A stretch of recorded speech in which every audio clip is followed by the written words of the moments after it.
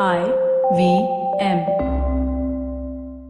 This episode of Mr. and Mrs. Binge-Watch is powered by Storytel.in. Now, the Harry Potter series is something you've probably read, or if you haven't, then get around to doing it. Unlike what you might think, it's not purely a kid's book. And my favorite among all of J.K. Rowling's Harry Potter series is The Prisoner of Azkaban. It also turned into a great movie adaptation, but it was extremely important in the sense that it was the book where the series went from being a children's series to being one that even adults could enjoy. So Prisoner of Azkaban is available on Storytel. Use the link storytel.com/IVM to get a 30-day free trial as opposed to a 14-day free trial. You've tuned into a show called Mr. and Mrs. Binge-Watch and you were expecting a spoiler-free episode. So there are many spoilers on this episode. Kripya dhyan dijiye. Hello and welcome. You're listening to a brand new episode of Mr. and Mrs. Binge-Watch. I'm Janice Sequeira and with me in the studio is my plus one, my husband, my apple of my eyes, Mr. Anirudh Guha. And the good news for all of you guys tuning in is that over the next few weeks and months and years, there is going to be so much content coming and hitting you on your TV screens, on all of the OTT platforms that you won't know what to watch, when to watch, how to watch. Will you ever be able to watch? That is the amount of content that's coming your way in the next few months. I mean, Apple TV Plus has already launched. Disney Plus is launching in the next few months. Then next year we have Comcast launching. You have, I don't even know how many platforms are launching at this point. Hulu is yet to come to India. Hulu is yet to come to India, but Hulu's also been taken over at some level by Disney, no? Yeah. So, I mean, there is so much content coming to our screens, whether you watch it on your mobile, your iPads, or your TV screens. You're just basically, if you decide to do nothing else with your life but sit at home and watch TV, you will still have enough content to watch. So what has to be noted here is that Janice's comment about me being the apple of her eye was not a throwaway. Yeah, it was clearly a reference punning. to Apple. So by that logic, you are the Minnie Mouse of my life, Janice. Oh dear. Because that's a Disney reference. Oh shit. So now that we are done being cheesy on this show, so Apple Plus just launched this past week. We've just had this crazy week, so we really haven't had a chance to sample all the stuff that's come on. But we plan to be watching, from what I understand, they are uploading 3 episodes of each show free of cost for people to watch. And then there's a paid subscription for Indian viewers. It's about $99 a month. Of course, we're going to talk about whether we should be paying any more money for watching yet more, sort of content. But we caught a little bit of the morning show, right? What did you feel about that? So the morning show, of course, is stars Jennifer Aniston, Reese Witherspoon, Steve Carell. I mean, 3 really big names, enough to sort of at least make you pause and want to sample a episode of the show. Ani and I have watched the pilot. For those who don't know what the morning show is about, it's basically about the cutthroat nature of the morning television. And in America, of course, that's a huge thing because morning TV is a real thing over there. Breakfast shows are a huge rage and continue to be a huge rage. And it's about Jennifer Aniston, who's been at the top of her game, been a star anchor on a morning show for 15 years. And in walks Reese Witherspoon, who's now trying to get her job. In the midst of this all, there's also a huge commentary going on about Me Too because Steve Carell, who's been Jennifer Aniston's partner and co-anchor for many years, has been sacked by the network due to allegations of sexual assault. That's basically the premise. That's how the show begins, essentially. That's the premise of the show. I don't know how much they're going to delve into the whole sexual scandal because, I mean, we have had a lot of shows now focusing on that as well. I mean, The Loudest Voice was pretty much about that. Yeah. There's also a series in the works on Bill O'Reilly and his sexual scandals. So there's a lot of content that's going to be coming out on that as well, but I don't know on which network, to be really honest. But right now, I think, Ani, let's talk about how much content is too much content and what are we going to pay for and what are we not going to pay for. No, but before that, I want to say that the morning show is based on a book by American journalist Brian Stelter, who's of course spent a lot of time on these morning shows. So I think it's an amalgamation of all his experiences on various morning shows because he's essentially also witnessed the cutthroat competition between morning news shows on different networks. And the book's called Top of the Morning Inside the Cutthroat World of Morning TV. I think the entire Steve Carell Me Too sort of is really just a starting point into the show, because I believe that they may have wanted to do two things. One, be relevant and, sort of talk about a real world issue that's on currently. And B, it just sort of throws the network that the show is set against into crisis mode in the first episode. And I think that's a very classical way of TV sort of writers setting up all their characters against an unfolding crisis and see how people react to it. So in that sense, I felt like the show, purely going by the pilot, it had a very Sorkin-esque vibe to it. And frankly, from what I saw, a lot of it didn't work for me, because I feel like the show, while it's got great actors, in fact, you're absolutely right. And I'm so glad to see Jennifer Aniston in this, super dramatic role. And from all the great actors you spoke of, Carell is brilliant. He has this amazing sort of breakdown moment. Reese Witherspoon is she's, we don't They've need all to got great speak moments in the pilot, by the way. about her acting, sort of capabilities. But Jennifer Aniston was the character who stayed with me the most. Her performance, the way she just conducts herself, the vulnerability mixed with her sort of power dynamics within the organization that she's part of, I think it came off beautifully. There's also Mark Duplass, who is this actor who we've watched for so many years now, making his way up the Hollywood sort of rung, so to speak. Character chain, I think. And he's got a really, and there's Billy Crudup, of course, who's playing the head of the network. So it's a all-round great ensemble. But I felt like, at least from the pilot, and I know it's too early to judge, I just felt like it's a really, really fascinating backdrop. And I'm sure that once more characters sort of, start bouncing off each other. So we saw very little of Witherspoon and Aniston in the same frame. But of course, they are going to be having a whole track together from the trailer, what we could say in the remaining episodes. But I just felt like, when you are especially trying to weave humor into drama, and the reason we keep going back to Sorkin, because of, the stuff that he did with whether it was Sports Night or whether it was Studio 60 on the Sunset Strip or even Newsroom, is that he had this ability to weave drama in with humor. And it's not like other writers shouldn't attempt to do it, but it just seemed like a sort of a poor version of that same writing style. So I have my qualms about the show, but I really feel that the setting itself, the beauty of a show like that is that with a cast like that and with a setting like that, they can always keep, making things better, because, you're never going to run out of stories in terms of various kind of crises that take place on such a show. But the morning show is the only show we've sampled so far. We are going to come back with another episode where we are going to essentially be watching a lot more of the other shows that they have launched with. There are 4 originals, right? There are 4 originals, and as of right now, Apple. So it's basically very little content that they've actually put on the platform, and Apple is going to be releasing shows by the month. And the way the model works is that, you obviously can't go up against a Netflix and an Amazon and even a Hulu for that matter, because those networks now have, Netflix and Amazon have over 2,000 shows. I think Hulu has somewhere close to 2,000 shows.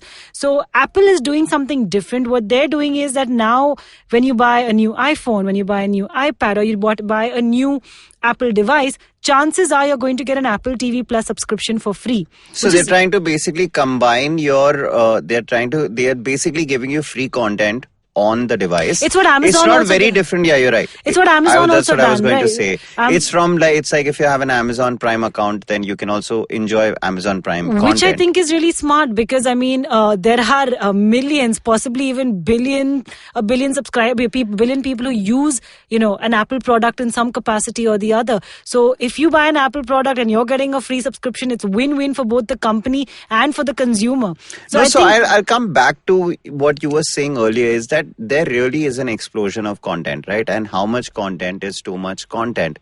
And I just feel like in a market that is so saturated at this point of time, I feel that, and this is something that we keep discussing all the time, and it's like a throwaway part of a conversation, which is that good or mediocre TV does not work anymore. Forget mediocre TV, good TV, there is nothing such as good TV anymore. TV has to be brilliant, and it's like the shows that are coming out, the ones that aren't being able to do something completely exceptional, sort of die down. So Like I they think don't that last beyond they a don't couple of last because seasons. because like you yourself said, when there is such a wide variety of choices, you would not settle for anything less than great. So the challenge for these networks is not to beat. You can't ever beat Netflix with volume, Yeah. right? Because it's not. Netflix started out with a library that consisted of a vast number of shows, Yeah. which now are being pulled out by the likes of Disney, because they are basically pulling out their Marvel films and their Disney movies, and all of that is going to happen. But where Netflix still has the edge is the amount of stuff that they are commissioning. Correct. In terms of the original content that they keep coming out with. So until the likes of an Apple or a Disney Plus cannot put out shows which are as great, if not better, than the Netflix variety, they're going to have a tough time to, sort of attract consumers. No, but what's going to happen over the next few months and possibly the next year is that a lot of the content that you assumed was on a particular platform is now going to get shuffled around as you see licensing deals and syndication deals changing. Because for example, at Disney Plus, Disney had given all of their content, of course, to Netflix, and Disney's gone on record to talk about how they feel like they actually helped Netflix become Netflix by giving them, their superhero shows, the entire the Defender series, or Luke Cage, or Jessica Jones, or Daredevil. They're Marvel superhero characters, right? So now that they're taking back all of that content, and they're taking it back from other streaming services also, where they'd licensed out all their movies or other shows that were built in. I feel like in the next 1 year, what Disney is doing is that if you look at the amount of just superhero content and the classic animation films and the classic movies that they made for a certain audience of a young age, it's going to be like if you have a young kid or a teenager at home, that's your target audience. Correct. So I think Netflix, where a Netflix might look for a slightly more mature audience, ranging from maybe anywhere between, like, I'm not saying that 16-year-olds don't want to watch Netflix content, but there is a lot more content for people who are of a certain age, maybe 25 plus. Disney is looking at it in a very we want this young market that's made our Avengers work, that's made all our superheroes sort of, larger than life figures, and, done franchise after franchise. And that's a really smart move again, because again, while of course the target audience might be younger teenagers and kids, people like you and me, there are geeks around the world who love superhero content. Yeah, so I think in that sense, there is a difference between Disney Plus and Apple TV Plus. A massive difference. Disney is actually banking. See, Disney has all the best, most popular properties in the world, whether it's the Marvel series, whether it's the Star Wars series, whether it's just the fact that they've been the longest lasting sort of production company in the world. And every year they have, at least 2 or 3 films in the top 5 grossers of the year. And apart from that, apart from recent examples, they've got a wide variety of films that, they have access to. So in terms of a library, I think Disney Plus will have the widest in terms of a catalog of films and TV shows to watch. In fact, a lot of the TV shows that they're coming out with, imagine watching a spin-off of a Marvel film, and you're not talking about stuff like Daredevil and Jessica Jones, which have been created for TV, but you're going to have a Hawkeye show where you're going to have Jeremy Renner play well, maybe not after the recent allegations, which has sort of put a spanner in the works as far as the Hawkeye show goes.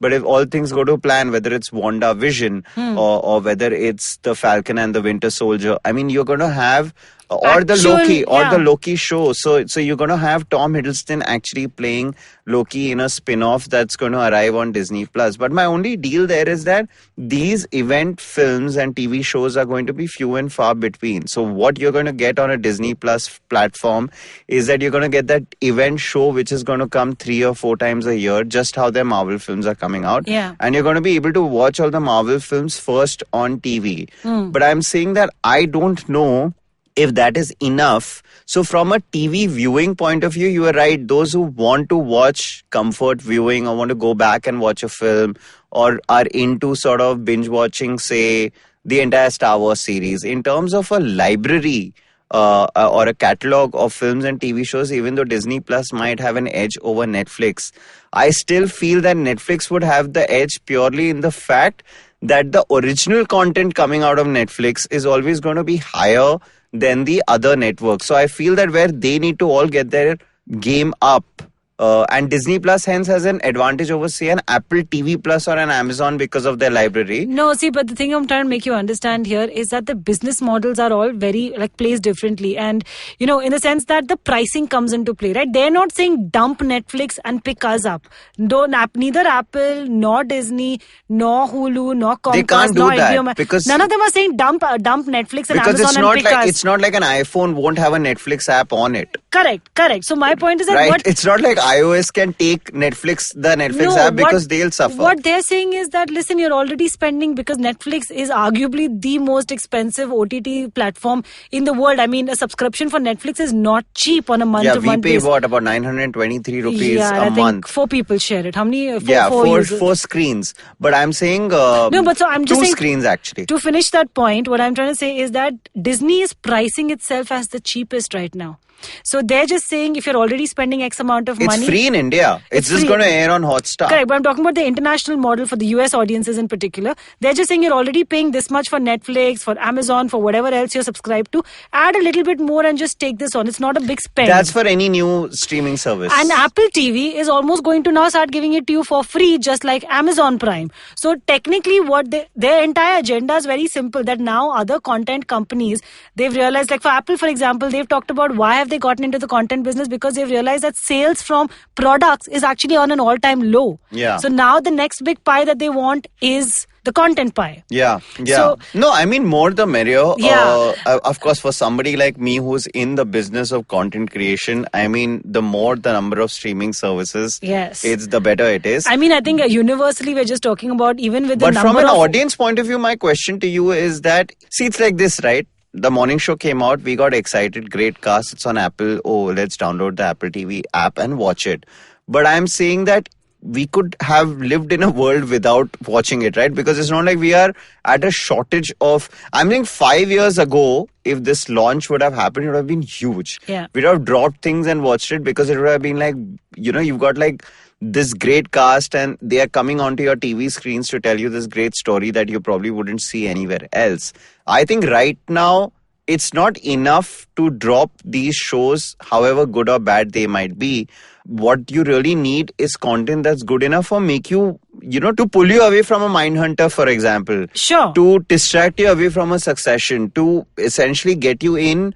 And the only way it's going to work is if these shows get great reviews.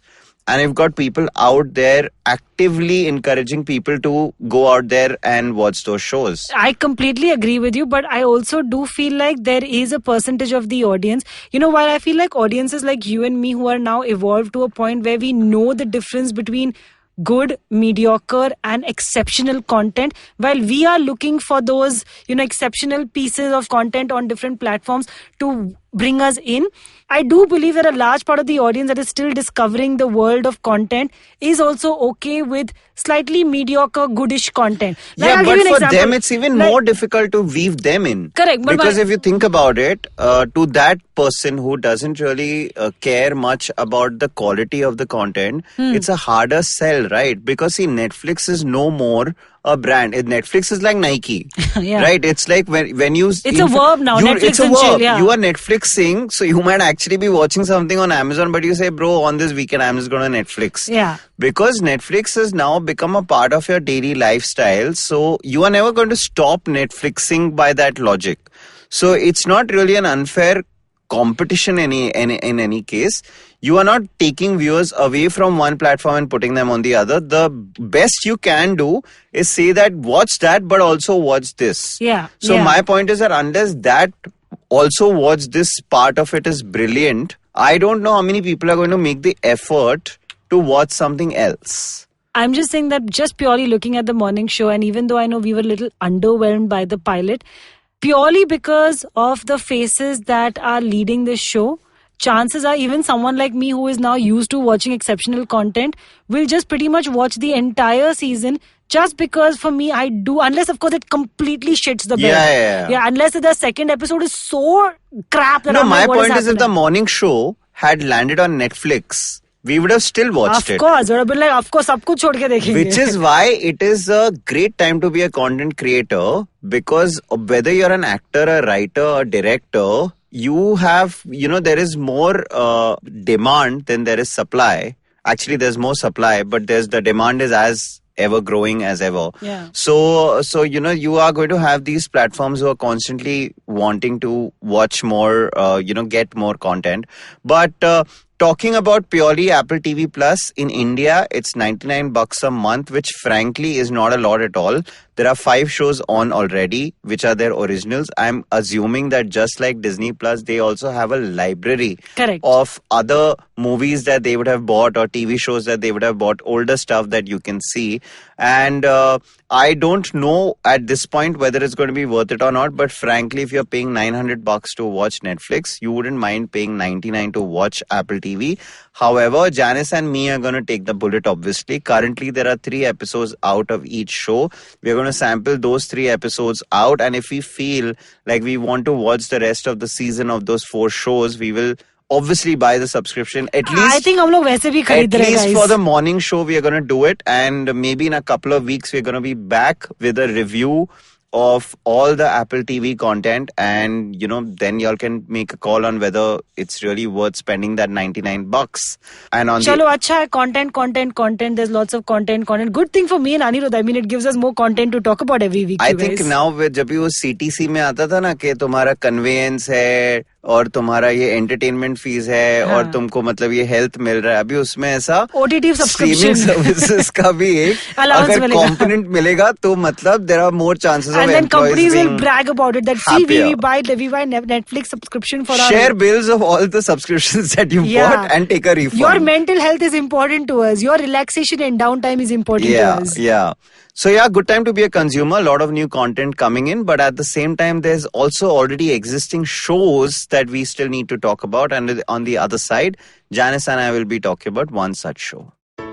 Hi, everybody. Welcome to another great week on the IVM Podcast Network. If you're not following us on social media, I really don't know what to tell you at this point in time. I mean, I'm so disappointed in you. Please go follow us. We're IVM Podcast on Twitter, Facebook, and Instagram. So this week on Cyrus Says, Cyrus is joined by Ramya Ramamurthy and Varun Deshpande of the Good Food Institute. They explain what plant-based meat is, what will be the next food revolution, and the objective behind their podcast, Feeding 10 Billion.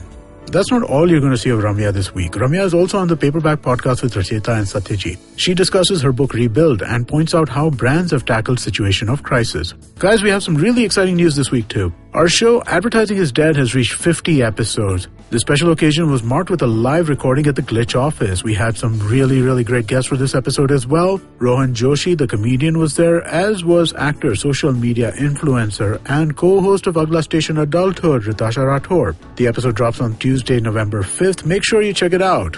On our Kannada podcast, Thale Harate, Pawan and Surya sit down to talk about how Karnataka must think about its future so that the state can deliver prosperity and well-being to all its residents. On Simplified, the gang is back for part 4 of the 150th episode. That's a long 150th episode they got going there. Join Chuck and Naren as they break down the dying question of why is Sion called Shiv, the Easter Islands, Instagram influencer ecosystems, and a whole lot more. On Mr. and Mrs. Binge-Watch, Janice and Anirudh continue their teen drama series, and this time they're talking about The Politician and Dear White People. Is John McClane the essential everyman, or is he a goddamn all-American hero? On the Geek Fruit podcast, Tejas is joined by friend and roommate Abhimanyu as they discuss the Die Hard franchise.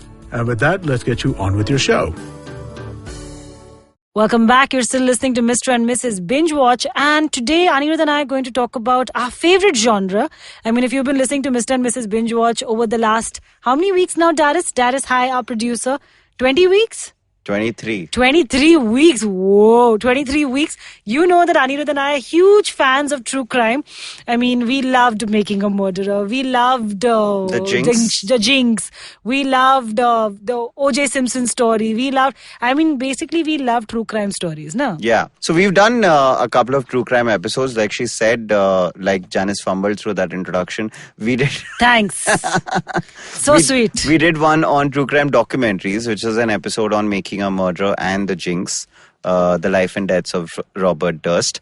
And I think we did one more true crime episode, which I can't remember the shows from now. God, we've done that many episodes now that we can't remember our own content. No, also because there's also so much content in general that it's impossible to keep track. But yeah, Mindhunter was a show that we didn't speak about, even though we had watched season 1 by then, and it was a season we loved.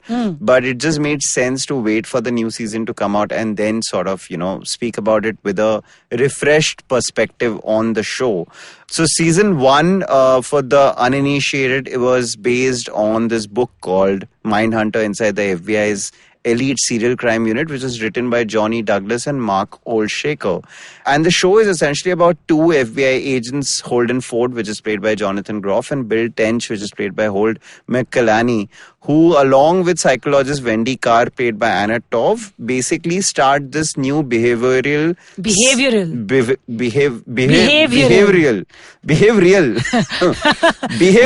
Janice. Stop behaving fake. Behavioral. Okay. Behavioral. My God, Behavioral science unit within the training division at the FBI Academy in Quantico. This is what happens when I read shit off the page. I mispronounce things. If I'm just thinking and talking, it does not. I love the premise of Mindhunter, by the way, because I feel like Mindhunter takes something that both Anirudh and I are totally invested in. I mean, again, if you've been following our show, you know that we also love like serial killers. I mean, I've always had a strange obsession for serial killers. Like I've read the Manson family book. I've read like about after Zodiac came out. I remember I went and I read about the whole actual true killings also on which Fincher's movie was based. I think that serial killers are really interesting. Yeah, and I think Mindhunter takes it to another level. Yeah, getting into the mind of a serial killer is just really cool. Like, okay, just going off track here, but what is that show where those guys are all specialists at making profiles about the type of killers? There are many, like in The Fall, for example. No. There's this she's one really playing long, a profiler. Correct, but there's a really long cable network show. Not Special Victims Unit, but another one. CSI. I am forgetting the name. Anyway, I'm just saying I love these kind of shows where you're getting into the mind of why the killer's doing what he's doing, what is his profile like. The profilers, profilers. And that eventually helps you nail the killer. But yeah, you're right. And I think that's what drew us into Mindhunter also, because Mindhunter came out at a time. So Mindhunter came out around the same time when Manhunt Una Bomber had come out on Netflix. Yeah. And David Fincher directing a few episodes of Mindhunter, I remember, was the biggest draw. In fact, when this season came, I remember you and I had that discussion about that massive text that comes on the screen in every episode. Yeah. And that is such a classic Fincher technique. And when we talk about Succession, for example, we talk about the fact that Adam McKay, with his direction, lent the show a certain kind of a mood and look and feel. I feel David Fincher did that. And literally, there is nobody who does serial killer drama better than David Fincher. Amen. He made Zodiac, he made Seven, two of the best serial killer, films ever. And I feel Zodiac for me, is right on top as far as serial killer movies and TV shows go. So him directing Mindhunter was a huge draw, obviously. But what I liked about season 1 of Mindhunter, before we get into the new season, is exactly what you said, that this was not a show, in a time which is cluttered with investigative dramas, in catching the serial killer, catching the murderer. Mindhunter was a show that was not obsessed with investigation at all. It was more about getting into the psyche of a serial killer and what's that like. Because at the end of the day, it's almost like in the first season, the term serial killer did not exist. They came upon the term midway through the season, and that was like a wow moment. What do they call them? Multiple killers, multiple murderers. Now they refer to them as serial killer. I'm saying in the first season, there was no concept of a serial killer in the US, right? And so, for example, so essentially Tench and Ford get together. They decide that they need to, that there is been this rise in multiple crimes taking place, and they want to study the minds of these killers to understand their psychology. And it's obviously a science that is initially completely sort of not given a lot of attention to within the bureau, because they don't, solving of crime traditionally has been about forensics, and it's been about proof and evidence and physical evidence, witnesses and things like that. But this is about being able to guess what a killer can. And, we've grown up on movies and TV shows when those things happen without ever really getting behind the science of it. So the first season, I feel, really was like an origin story. Because they were just setting the base for what the show has now become in season 2. So season 1 was made up of a lot of these two guys going from prison to prison and interviewing various killers. And of course, from them sort of Rose Ed Kemper, this brilliant character who The was call, the actually co-ed killer. the co-ed killer, who was also, there's like, I mean, for trivia junkies, it blew my mind that scene in Zodiac where you have the cops meeting Ed Kemper was a scene that was recreated by Fincher in this show. And over there, of course, there was just one sequence, but here Kemper becomes almost an integral character of season 1. So I feel like we didn't miss the lack of an investigation, did we, in season 1? No. In fact, the thing is that it's that thought that you would have, right? That, and like I interview people for a living, and I've also been a journalist. It's that thought that you have that when you're actually sitting face to face with a serial killer, a terrorist, or someone who has done the worst crimes possible, how would you talk to that person? How do you get that person to talk to you? And how do you get that person to open up? So this entire story is set at a time where even officers of the law, in whatever capacity, don't really know how to get these, as they call them, multiple murderers or multiple killers to talk to them. And that for me was fascinating, that initially these two officers from the FBI, they go in, they think that they're going to go talk to these, killers and get them to confess to their process, why they do what they do, what drives them, what is the gratification for them at the end of it. And initially, they're getting nowhere with any of these killers, because the killers are, what we have to understand is also, and what we're told very early on, and you realize, is that most serial killers are actually very, very intelligent human beings. You can't go and commit crimes of those natures, especially some done with complete, there's a method to the madness. They're very clean in how they do their process, on how they choose their victims and why they kill, in who they kill, and what is the procedure and the nature of the killing. So initially these officers go at nowhere, and then it's only when they start talking to them in their language and start touching on raw nerves that you realize that once these killers start talking, there's no end to it. It's almost like they're dying to tell their life story to someone. But I think what makes it special is the fact that so much of season 1 was entirely based on conversations between these two officers and criminals. It's a very tough act to pull, where you are sort of, you are delving into the crime, but you're not necessarily getting into the dynamics of why it was committed, how it was committed, how they went about solving it. It really delves into the psychosis of the killer and what he was thinking at the time of committing those murders. And they were able to create, a very riveting drama out of that entire setup. And of course, these two characters are on the go because their entire motive and aim is to go from one police department to the other in different parts of the country and to educate people, whether it's cops, whether it's other FBI officers, about this entire psychological aspect of crime solving. And of course, it played a lot on the chemistry between the two characters of Ford and Tench, which is again a classical sort of buddy cop, sort of crime solving, trait we see in so many of these shows.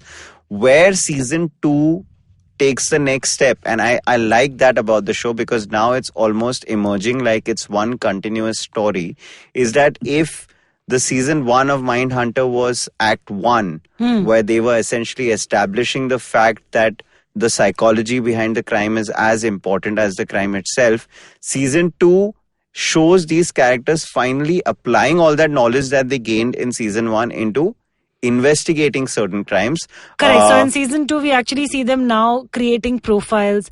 We see them sort of now, of course, season 2 is largely centered around the Atlanta murders. Right. The Atlanta murders, which took place between 1979 and 81, where over a course of 3 years, 28 children were killed and 2 adult men were also murdered, and how the FBI's behavioral unit, basically now led by our 2 main protagonists, You said behavioral. Behavioral. You got it right. Behavioral Not unit, like behavioral. led by, of course, Tench and Holden, are now actually called in as specialists to help nail down the serial killer.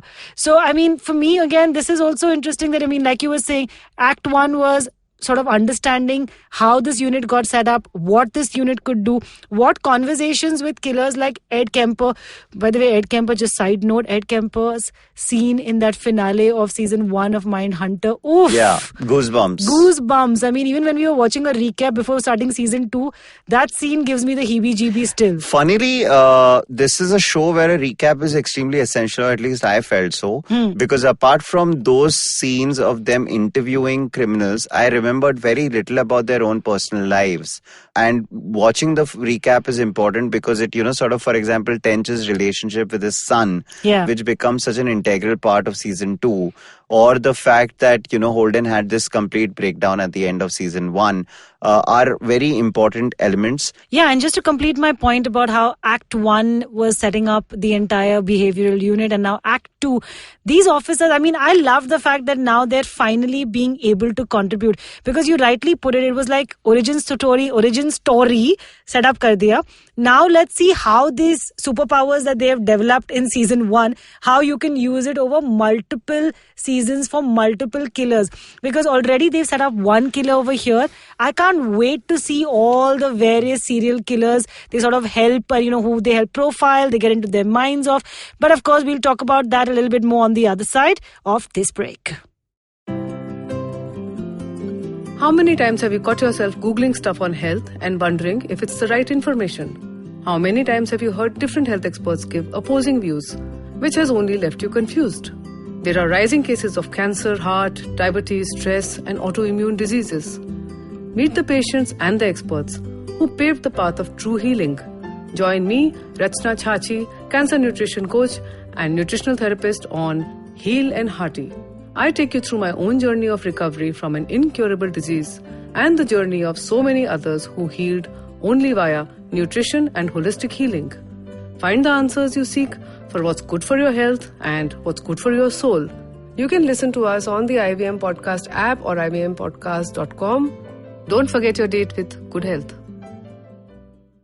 Right, we are talking about Mindhunter's latest season. And Janice, you were talking about the fact that now that the origin story, or rather the entire story has been established, it goes into investigation. And what I'm thinking about that is that don't you think that the more this show becomes investigative, which it does in season 2, and we'll talk about that in a bit, don't you feel the more investigative it gets, the more it is similar to a lot of other investigative dramas? Because a lot of, in fact, I went back and checked, by the way. So the show that we spoke about among our true crime dramas was Unbelievable. And Unbelievable also a large part of crime solving, even though they don't spell it out, has to do with our lead protagonists or our investigators eventually trying to profile or trying to figure out who the person is. Don't you think that if Mindhunter continues in the same fashion where Holden and Tench are basically at the end of the day investigating certain crimes, great as those episodes might be, what is setting the show apart from other shows then? See, I'll tell you what for me it's setting apart, okay? I mean, because they are technically not specialists in all kinds of murders. Yeah. They are dealing with a very subsection, Correct. Like they're dealing only with serial killers, Serial right? killers and those who seem to have a sexual sort of gratification from their crimes. Which means it opens up the world to them to deal with the most famous serial killers in the world. Yeah. And let's be honest, most number of serial killers who've written a book, by the way, have come from the US of A. Yeah. Strangely, American serial killers feel the need to tell their stories with a lot of money being given to them by publishers. So I just feel like a lot of the serial killers that we have read about over the years, like, for example, in this season, they know that Manson is such a sexy name to turn, to throw into a show like this. We got so excited the minute they started talking about Charles Manson. Actually, yeah, so since you brought Charles Manson up, in season 1 also there was this whole towering presence of Charles Manson, but you never saw him. Yeah. Right? Because what happened was that when the Manson murders happened and it shook the entire sort of the country and the law enforcement and all of that. So when you see Holden and Tench having conversations about criminals, they keep referencing Manson in season 1 as well. In fact, even during conversations with Kempo and stuff like that. So from an audience point of view and also from a story point of view, you know that when these characters eventually get to Manson, they would have made a step up. And after having built it up so well, they had just one sequence with Manson, because they've basically reached a point in the story in middle of the season. When I think about it, it's actually also the perfect midpoint mark for the show. Now that I think of it, is when they realize that now they get to meet Manson. And that scene with Manson, it's just one sequence, right? It's not like, unlike Kemper, who also they pay a tribute to, because they have Kemper appear just for one episode or one scene of the season. That scene leads to them getting down to interview Charles Manson. It's just a single long 8 to 9 minute sequence, which is, reminiscent of some of the best scenes of season 1, where it's just these two guys talking to a guy and it's just conversation. But it's so beautifully written. It's almost like, because there is so little of conversation and interviewing in season 2, it's almost like the writers knew that they need to make the most of it in the few scenes that they had. And that Charles Manson scene is just absolutely top class, right? Actually, I like Ed Kemper's little cameo in this season better. Even more, because we love the character. No, and it's also like, the way he leaves it, like... so this is the thing, right? If you're fascinated by serial killers and by... people who carry out these kind of crimes, you're also like, there's a little voyeurism in realizing that, did Ed Kemper really talk about Charles Manson the way he did? For example, when Holden and Tench go to visit Kemper, they're basically talking to Kemper because Charles Manson has refused to come out of his prison cell and doesn't want to see anyone. So they're basically killing time by meeting the co-ed killer. They are. It's even better. Holden actually comes up with the idea saying that if we meet Kemper and Manson finds out, he'll feel FOMO. Yeah, so he's basically getting into the mind of the... They're now using, things that they know about these serial killers and the pride that they take in, being these famous serial killers. They're using that against each of them. And then when Kemper realizes that he's actually just a ploy for Manson to be brought out of his cell, he turns around and tells them as one parting shot that don't stare. He's really, really tiny. He's really small. So don't stare. Yeah. Because Kemper is a giant. 5-inch guy. Yeah, like he's a massive dude, right? Yeah. So I love it's almost like he's dwarfing him in his... Yeah, you're right. So that was a great moment. These are things that, really stick out in my memory, because I'm just like, okay, these, real world politics about how humans can be pitted against each other works with serial killers too. Yeah, but going back to the question I asked you earlier, so for an audience who's watched season 1 of Mindhunter, they should be prepared for the fact that it's not the same show in many ways. No, but I feel like they've now found a good balance in sort of being able to, like even this season, it might have had very few interviews with interesting serial killers, but there was a good balance between sort of helping solve crimes and massive investigations, and also still bringing other smaller serial killers to light and their motivations to light. No, right. So I think there was a transition that took place. What I'm saying is that I felt a certain disconnect from the show, because I felt like it was not being true to what it set out to be in season 1. But when I reasoned later on, I realized that it's just meant to be a progression in the lives of the characters, where these people, and because it's based... So Mindhunter has a really interesting technique that they use, which is that while these two characters are based on real life characters, they fictionalize the whole thing and make them part of, like you said, several real life serial killer, stories. So whether it's Kemper, Manson, or the Atlanta murders, and in future, you're right, there's still the stories just moved from 76 to 79 in 2 seasons, which means that you're still going to be in that wonderful world of that pre-computer, pre-cell phone, where crime solving had required a completely different kind of it was an art. Skill. Yeah. And so you're never going to run out of interesting seasons, because plus you're going to be referencing real life cases. So there is also that entire sort of pleasure you take into going up, and then, like, for example, I read up on the Atlanta murders in detail after having watched the show, or the way that I read about Ed Kemper's crimes after watching season 1. This is Anirudh's thing, by the way. Anirudh, whenever we're watching a true crime, or actually any show that's based on a real life incident or personality, he can't wait to finish the show. Why? Because he wants to then Google the out of that, either that incident, that personality, or those crimes. But that's so fun. I remember like 10-12 years ago when I was watching, in the pre-Netflix Amazon era, when I used to get DVDs of certain filmmakers and I would watch their movies, I would then want to go back and charto their entire Wikipedia page about all the films that they've made, the thinking behind it, and all of that. And that used to be, I'm sorry, I know I'm boring you right now, but that used to be like I didn't say that. Used to be I like rolled my eyes. I'm like, that is why you are Gyani Baba. That used to be like a rabbit hole you would go down to, because what you would do is that you would go and, Wikipedia has those clickable options. So you'd click on one film, then you go into read about that. Then through that, you'd discover some connect with another actor, then go and read about that actor's filmography. I have done a lot of that nonsense in my life. Sounds a lot like social media stalking, except that you're doing it with like for geeky, nerdy film knowledge. Yeah. But I've no need to do that, because now there's so much. I mean, you don't get time of watching content where you can actually go and read up. But yeah, you're right. Like, for example, even when we watched The Loudest Voice, even though it was not a show that I particularly enjoyed, it did sort of insight and interest in you about Roger Ailes, about Fox News, about wanting to go back and read about those things. Yeah. So it's interesting how it's turning to be a window into the real world.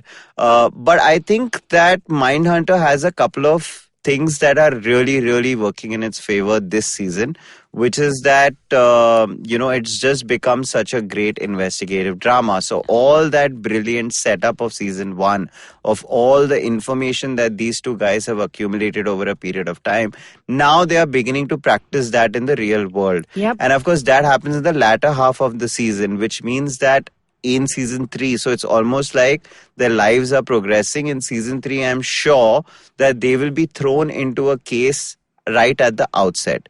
Another thing that's great about the show is that the way they wrote how the Atlanta murders unfolded was just brilliant. The writing is really, truly of a higher standard.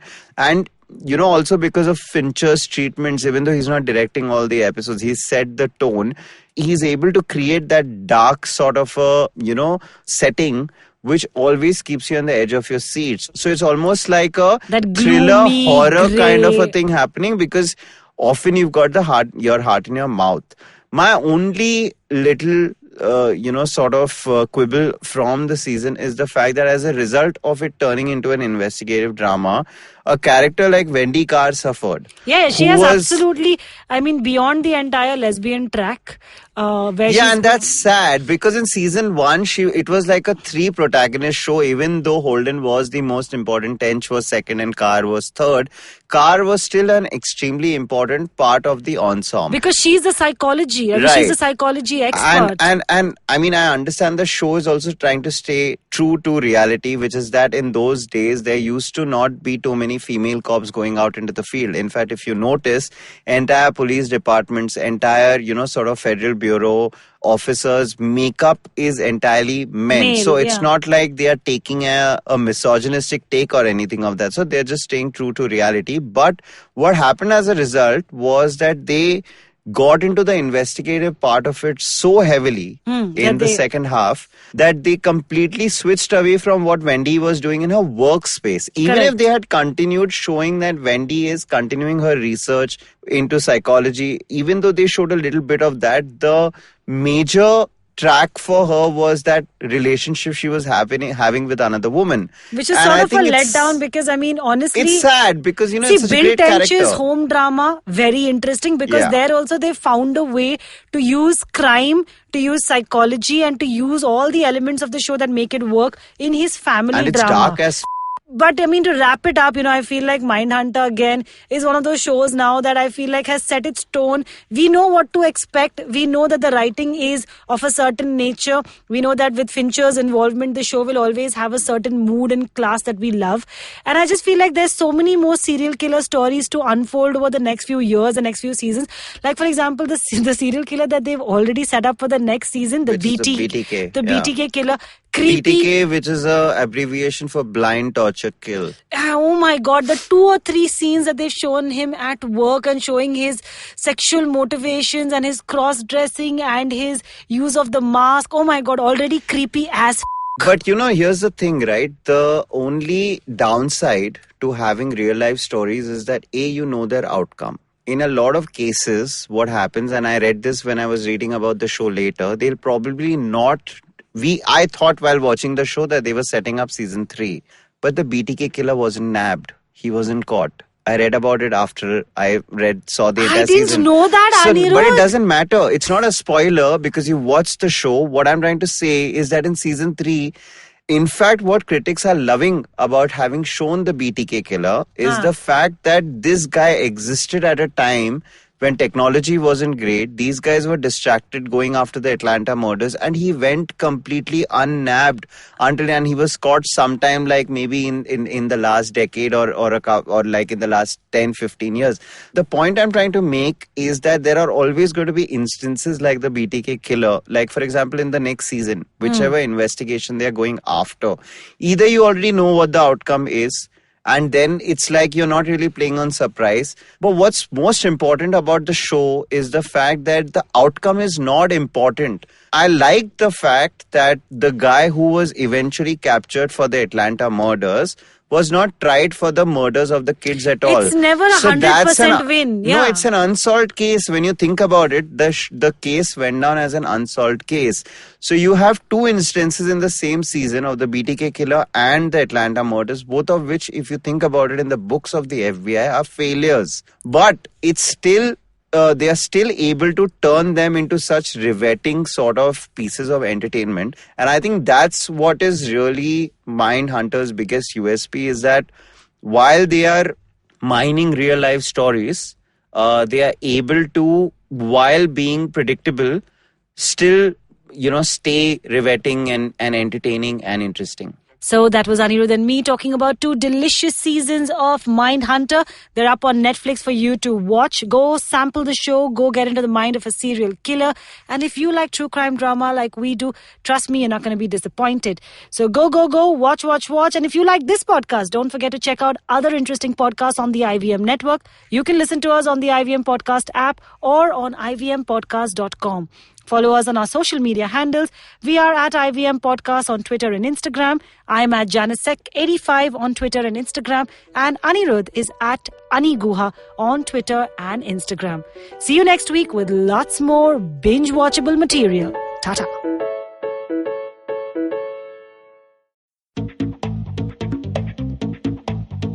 Advertising is dead. Yep, you heard me right. Advertising is dead. We're all in the content business now. Let's not call it news, TV, radio, etc., etc. It's all content, and we're in the middle of this weirdly exciting phase where all the borders and lines that have been drawn over decades has been swept away by this lovely thing called the internet. We're a show where we don't dwell on just the stuff that is now, but rather the wider stuff about advertising, media, content, and the whole goddamn circus surrounding it. Tune in every Tuesday for our weekly unboxing of the mystery box we used to call advertising. I'm Varun Dugirala, co-founder and content chief at The Glitch, and this is my new podcast, Advertising is Dead. Hey guys, this is me, Eva Bhatt, your host for the podcast 9XM Soundcast. This podcast is produced by India's largest music network, 9X Media. We have been catering music and you have been enjoying. And now we bring you a podcast where music inspires. Every week, I interact with some of the best minds from the music industry to understand their creative discipline.